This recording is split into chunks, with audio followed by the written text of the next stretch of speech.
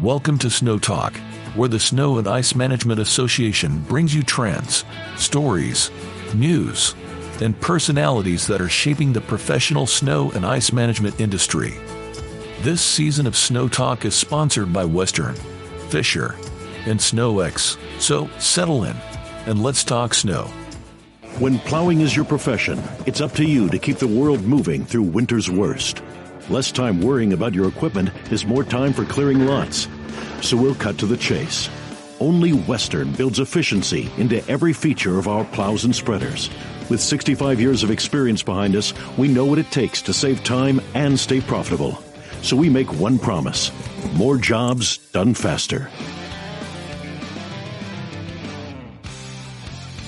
Hello and welcome back to another episode of Snow Talk, Sima's podcast for the Snow Pros. My name's Evan Newman and I'm proud to serve as your membership services senior manager here at Sima. We have another interesting topic to cover with you today, so let's go ahead and get right into it. Our guest is the second generation owner of a 35-year-old company in Leesport, PA. Gene Stork is co-owner of Stork's Plows, where they pride themselves on being a complete snow solution for their customer with plows, spreaders, pusher, boxes, and parts for all of them on hand. They are a one-stop shop for their customers. Today, we will be covering all you need to know on preventative maintenance, and Gene will be sharing some fun news about his show, the Snow Alliance event, with us as we wrap up today. So, Gene, welcome to the Snow Talk studio. It's good to be with you again. We've seen a lot of each other over the last 12 to 15 months, it feels, between the Sima show in Hartford and then the Snow Alliance, and then now we're just wrapping up the show in Pittsburgh. How are you doing? I'm doing good. Thanks for having me. Oh, yeah, you're welcome. I'm excited to be on the show. Yeah, we're excited to have you, as we talked about in preparation for today's interview and email back and forth a lot about that. There's a lot of questions around this topic, around maintenance, preventive maintenance, and keeping your mechanics kind of in tune with all the tips and trends. So I'm excited, and I'm glad that you're willing to share some of your insights with us yet again. Gene, obviously you're passionate about the snow industry in a variety of different ways. That's evident to anyone that has ever sat down with you or visited your facility. Where does that passion come from, and when do you think it started? So 3 months before I was born, my dad bought his first snowplow. So he started a snowplow business, and him and my mom both plowed snow. So growing up an early age, I was always in the front of a plow truck. I can remember being very young and being wrapped in a blanket on the floor. You know, it was early 80s. You could do without seatbelts back then. Yeah, I remember being broken down in parking lots in an old Cherokee, and my mom trying to get the thing to start. But we bought the shop when I was 7 years old, and the snowplow business it couldn't work side by side with the shop. So we ended up ending the snowplow business then. But by then we were specializing in Jeeps, and we had automotive sales. And obviously that kind of just steered towards selling trucks with plows because we had a bunch of them, but we never ended up getting rid of our plow trucks. When I was 12 years old, I ended up buying my first vehicle, and that was a plow Jeep. And I would say all of my life, I've had a plow truck from 12 on, had my own vehicle with a plow on, and just always loved snow, always loved plowing. And then it turned into the service side of plows and selling. And I love the history of the snow industry and different snowplow companies. It's just kind of in my blood. All my life I've been around snowplows and have always loved it.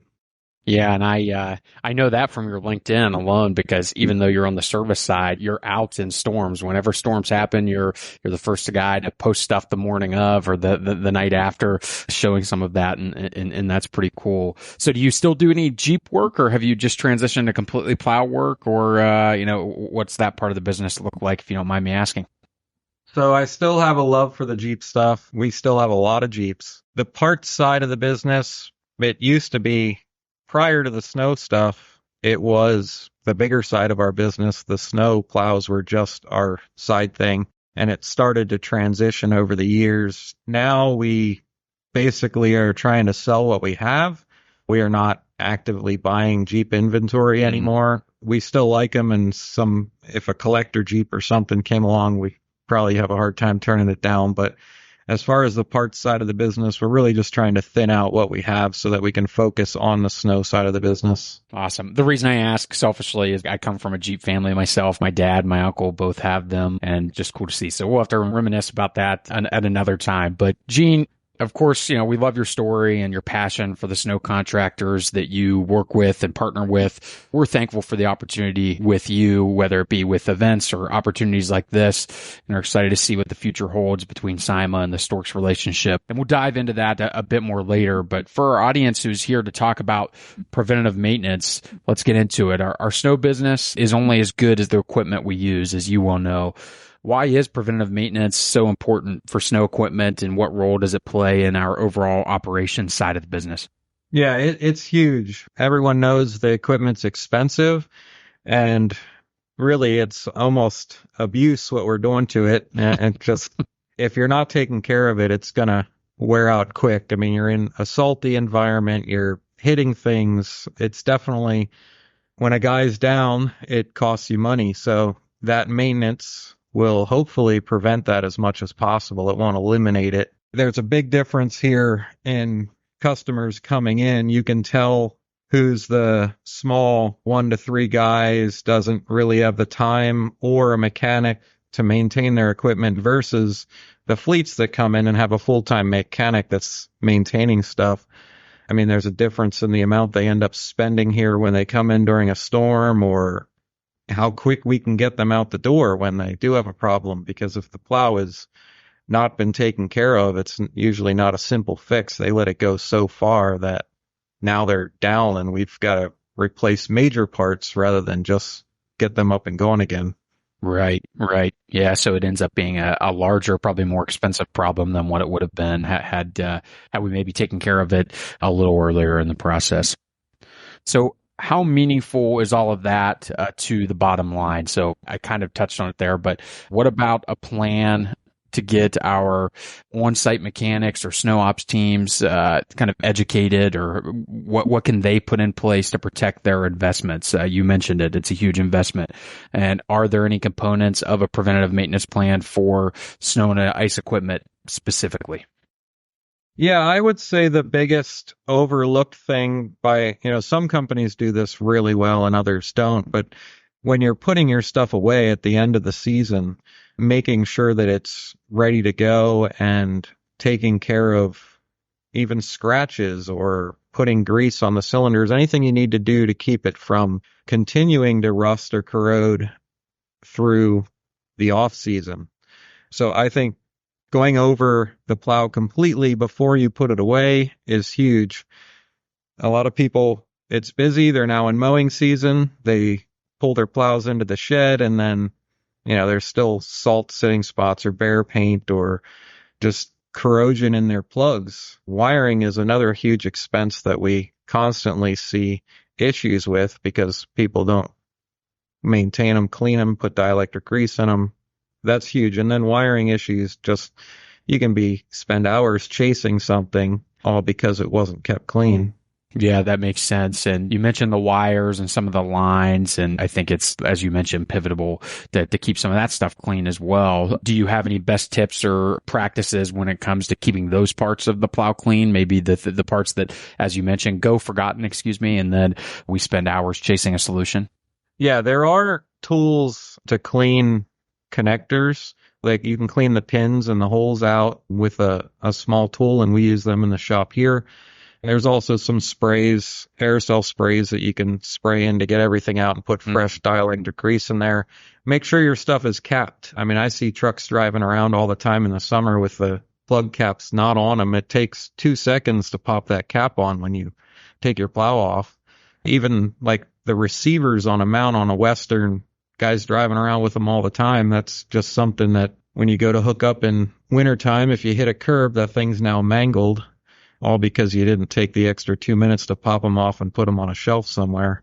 I think all those small little tasks that you can do make a big difference in the long term. hmm Well, and you mentioned it. It's the small things that add up big time, definitely on equipment like this, and can really protect our investments. A lot of folks want a checklist, a checklist where they can say, okay, here's the pieces I need to run off throughout the year, or once I put my equipment away for the year, once I'm getting it back out, pre and post season or pre and post storm checklist. How regularly do you recommend some of these maintenance plans should be performed as a part of that kind of rundown? Well, I think there should be more than one checklist because there should be a smaller checklist that is done every time the plow is used. If you have a storm and the plow's out for hours, when it comes back, there is a list of visual things like your cutting edge wear, just inspecting for leaks, getting dielectric grease in those plugs. Those are all things that should be done every single time that plow is used. And then a deep dive, we have like a 40-point checklist that we've done for our customers at our open house and stuff for courtesy. And that one is like a once a year type thing. And that would be the end of season, beginning of season checklist that you would run through just to make sure that every detail has been gone through. So you hopefully have no issues during the plowable season. Okay. What would you say is the most forgotten thing, if you don't mind me asking, on a checklist like that? We mentioned even just something as small as the caps, but is there anything else that you would say, okay, this is what I see people forgetting regularly during their inspections pre-season or even just post-storm that people can add to their list? I mean, as far as people that are already maintaining stuff missing something, I think probably the under hood wiring is something people rarely look at. And, you can get corrosion on those plugs that plug into modules and relays and different things under the hood. Now, it's often assumed that that's in that compartment and safe. So I would say that's an area that we see issues, either wiring run through an area it shouldn't be run where it's near something hot or whatever, or just not being looked at and greased there as well. Yeah, good point. Good point. Well, we're going to take a quick moment to pause and thank our sponsors for today's episode, our Western. So thanks to the Western team for being a part of Snow Talk's ongoing success. And obviously we've got Gene Stork with us, who is a Fisher, Western, and SnowX ambassador at Stork's Plow. So Gene, thanks again for joining us and the great dialogue thus far. It's important info to resurface for our members regularly who are already thinking about the best ways to protect their equipment this winter. I mean, I know, as you mentioned earlier, it's spring, it's summer. People have kind of forgotten about the snow equipment they've put in the garage, but keeping this stuff top of mind is important. We've covered the importance of some of the preventative maintenance, the plans to enact, and how often we should be acting on said plans. And then we've also covered some things that are often forgotten. What are some of the consequences of neglecting preventative maintenance altogether, though? And when do you think it's too late for some of this maintenance? And when should they come see you or come see their provider, their dealer? So that makes me think of a story from probably 20 years ago when we were growing in the plow business. We had a customer that we had sold a new plow to about 3 years prior, and he was a customer that did zero maintenance, stored the plow after using it and never cleaned it, salt off it or anything. He was there the same day as one of our other customers who probably goes a little overboard on maintenance. But he had like a 15-year-old plow that looked like brand new because he would touch the thing up constantly, kept it inside. He was just on top of everything on it. But the one that wasn't maintained, he came in because the blade had tripped back too far. But we pulled up in our parking lot. There were holes in that thing that you could put your fist through. And we only sold it to him 3 years before that. Oh, wow. So he's now spending $1,500 on another blade, where you think about the value of washing it before you put it away. And that $1,500 is just a blade. You got labor. He's now got downtime. It was in a storm. But those are two extreme cases, and most people are probably in the middle of that. But yeah, once you let the thing sit for a year with salt on it, it just starts to do damage to everything. So not everyone can keep their plows inside, but if you can, that's huge, at least out of the sun. I mean, the sun wrecks the plastic and the rubber hoses and stuff too. Yeah. So anything you can do to get the plow as far out of weather and the sun as possible is going to be beneficial. And even if that plow was stored inside from what I understand, but it was near a salt pile or just not washed off from salt. So, thinking about where you're storing it and how clean you have it before you put it away makes a huge difference. Yeah, absolutely. That's a great story and a great illustration of, two different examples. And as you mentioned, not everyone's in the position that they have a building or space that they can put it, or they do have a building and space and it's still not properly cleaned. But ultimately, it's two different stark examples of, how we can maintain our investment. As you've mentioned a couple of times, it's an investment. So I hear from our members all the time, Gene, about how a good mechanic is worth their weight in gold. Coming from a background in the transportation and trucking industry, I can attest to this. A good diesel mechanic definitely is hard to find, but there's a rise in the industry around the need for this. And it's conversations like this that, better inform how we can keep mechanics, but also develop a good relationship between the dealer and our mechanic team. So how do you think a dealer plays a role in this relationship with snow contractors and the mechanic for maybe a larger fleet or a larger company with that size of business? Yeah, a good dealer is huge. Just ask all the people who don't have a good one, because that's when you really notice it. To me, a good dealer is constantly educating themselves. They're focused on this industry and they stock a lot of inventory. Those are all things we really try to do as a dealer. Not only educating ourselves, but educating our customers. Last year, we partnered with Western and did a fleet school, and it sold out quickly. Wow. So we did an all-day class on maintenance and knowing how to repair your snowplows. So this year, because of timing, we're not able to do it with Western, but we are going to be doing our own. There are two different classes of repairing, installation, all that stuff with snowplows, just trying to help our customers have a better education. When they're broken down in a storm and we're on the other end of the phone and they can't get here, we got to fix them over the phone. So the more they know, the quicker we can get them back up on the road, because that's the goal. If we can fix their plow without them having to take that downtime to come here, that's going to be the best scenario if we can get them back up on the road right in their parking lot. Right. Yeah, that's key. That's really good advice. And I think that education's key in this industry. It's key in all industries. Doesn't necessarily matter, but sometimes we forget about it quickly that it's not just educating ourselves as the dealer network or as the association network, but it's also educating our customers on the importance of that relationship and that dialogue. And not only that, but the trends and tips and things that are obviously changing pretty regularly. I also hear from our members how equipment and tech, so technology that's tied back to the industry is always changing and it's hard to keep up with. What trends do you see happening in the equipment and manufacturing space and how we use different things in snow, if any at all? Yeah, well, definitely more electronics and computer operated stuff being involved in everything, plows, spreaders, headlight modules. That stuff's constantly coming in. Sometimes it's better and sometimes it just complicates it. But with the way the vehicles are going, you really can't get around it. Just to be able to tap into a set of headlights on an old truck was nothing. But now you have to have a computer to trick the truck so the truck doesn't think there's something wrong and shut down. So everything has been getting more complicated to stay up with what's coming out on the vehicle side. Absolutely. And would you say that's where, or another example, if you will, of how the dealer network comes into place? Because sometimes the in-house mechanic doesn't have that computer system that taps into some of those things, or correct me if I'm wrong, it might void a warranty or something along those lines if you're going in and messing with, some of the computer systems. Maybe I'm wrong. I'm just looking to educate myself to maybe help educate our listeners. Yeah, I don't think there's warranty issues if you're just tapping an accessory, especially not on the plow side of things. Sure. People install their own plows and do all that, and it's still under warranty. That doesn't affect anything.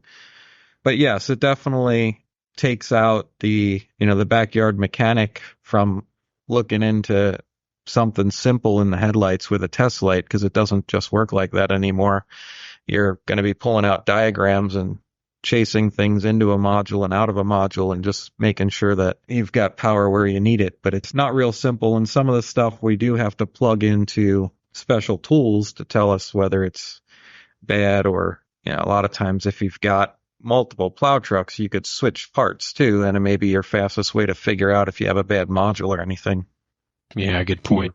Well, interesting. And Gene, anything else that is coming to the top here, or anything else that you would like to let our audience know about, whether it be preventative maintenance, the checklist, pre or post storm, or pre or post season, or just the dealer relationship and how important some of those factors are in this dialogue that maybe we missed today through our question and answer series here? The dealer network is huge. There's a lot of good dealers out there. There's a lot of bad dealers out there. I would recommend making sure you're connected with a good one with the products you use. I know people will buy plows specifically because they've only got a local dealer. And if that's a good dealer, that's definitely a good move, because having that support locally is a great idea. There's a lot of good online plow places. We sell online. There's a number of others and have fast shipping. So if it's something that you can need in the off season or can wait till tomorrow to get, you can often get those parts online if your local dealer isn't a stocking dealer. But just, having a good connection with a local dealer is huge. Yeah, the connection and the relationship, I'm sure, play a huge factor, and having that local source. That's a good reminder. It's a good reminder, is having that local source is benefits your company. If you can get something next day, or have, Gene or one of his crew out in the storm helping you troubleshoot a problem, that goes a long way. And that's not always the case. That leads me to one more follow-up question, and then we'll be wrapping up. But what questions do you think one should ask to delineate or discover, if you will, whether someone is a good dealer or not a good dealer, whether someone's the right fit for your company? What are some questions that contractors should ask, given your experience as a second-generation owner of your company and someone who's done snow plowing in the past as well? If you can get to the place of business, you can visually see it without even asking a question. So for one, it should be visible with their inventory. If they don't have a lot of inventory and you break something and you've got to order it, you're looking at weeks sometimes for manufacturers, and that is unacceptable in this industry. So if they don't have a ton of inventory, they're probably not going to have what you need to get you on the road quickly. And that's where you would definitely need a backup supplier online or whatever. The other thing is just what percentage of their business is it? A lot of snowplow sales are done through as a side business to a lawnmower shop or whatever it is, some small, some business that is bringing on an extra income for the winter season. And if they've got 3 plows in stock, are they really going to know the product well enough to be able to repair it when you come in broken?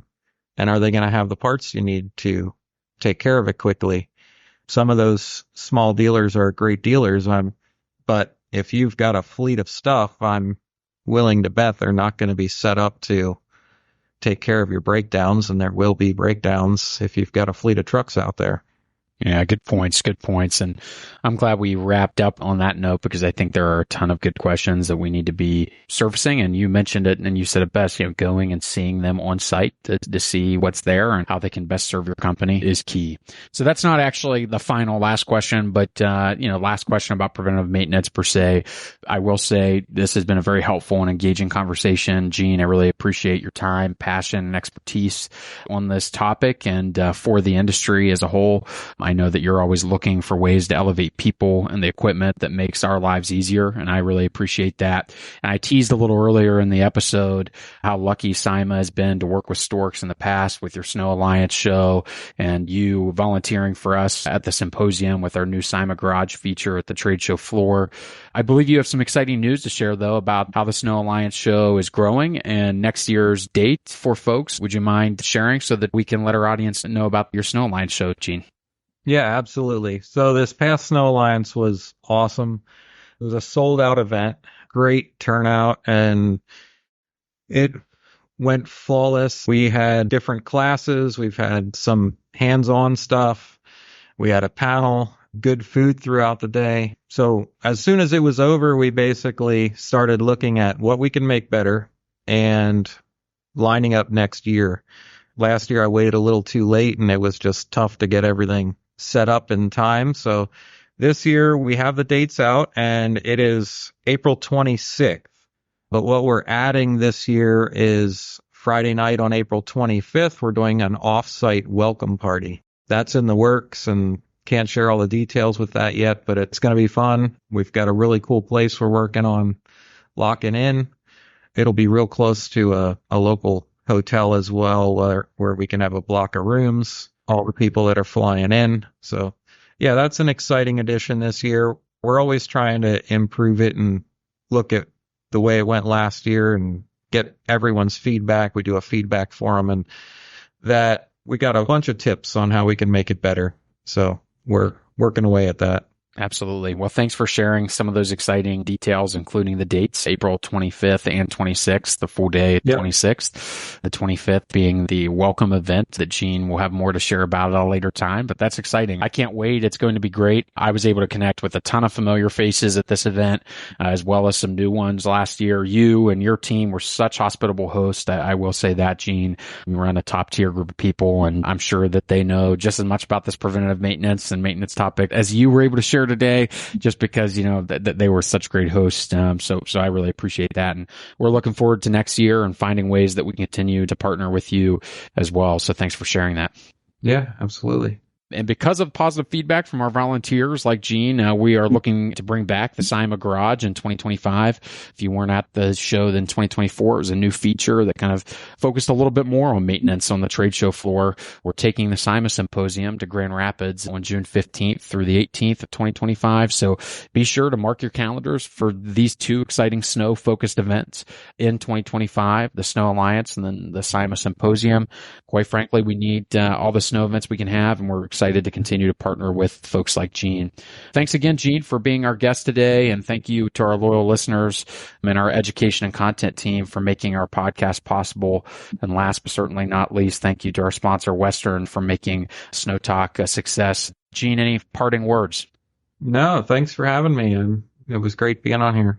Yeah, you're welcome. Thanks again, Gene. We appreciate it. And if you like today's episode or learned something new, please share with a colleague or industry peer and subscribe to our channel wherever you listen to podcasts so you don't miss out on the next episode. Thanks again and take care. Thanks for listening to Snow Talk, sponsored by Western, Fisher, and SnowX. Check out all of our episodes at sima.org/podcast.